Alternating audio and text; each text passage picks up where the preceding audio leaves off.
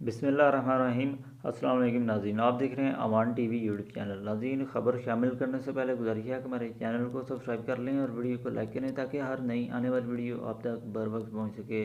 नाज़रीन, ख़बर शेयर करने जा रहे हैं गुजरात के सूबाई असम्बली के हल्का PP 32 गुजरात 6 से, जहाँ पर चौधरी सालिक हुसैन जनरल इलेक्शन 2024 में कामयाब हुए और उन्होंने चौधरी परवेज़ लाई को शिकस्त दी। इससे पहले चौधरी परवेज़ लाई का जो पॉलिटिकल हिस्ट्री है, जो इलेक्शन जो रिकॉर्ड है, इलेक्शन हिस्ट्री के मुताबिक चौधरी परवेज़ इलाही एक भी इलेक्शन इस हलका से नहीं हारे और ये उनका आबाई हलका जो समझा जाता है। जबकि चौधरी सालिक हुसैन ने मौजूदा जो इलेक्शन हुए हैं उसमें उन्होंने जो उन्हें शिकस्त दी और चौधरी सालिक हुसैन कामयाब हुए और PTI के चौधरी परवेज़ इलाही जो हैं वो दूसरे नंबर पर रहे।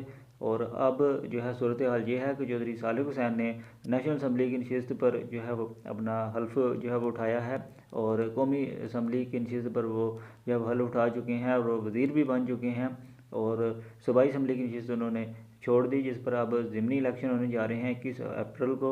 और 21 अप्रैल को होने वाले इलेक्शन में जो है वो चौधरी मूसा लाही जो हैं उन्हें उतारा गया है मैदान में। चौधरी वजाद हुसैन के साहबजादे हैं। इससे पहले उन्होंने हल्का N62 में इलेक्शन कंटेस्ट किया, लेकिन वो हार गए, तीसरे नंबर पर रहे। जबकि अब ज़िमनी इलेक्शन लड़ने जा रहे हैं चौधरी मूसा लाही हल्का PP 32 गुजरात 6 से।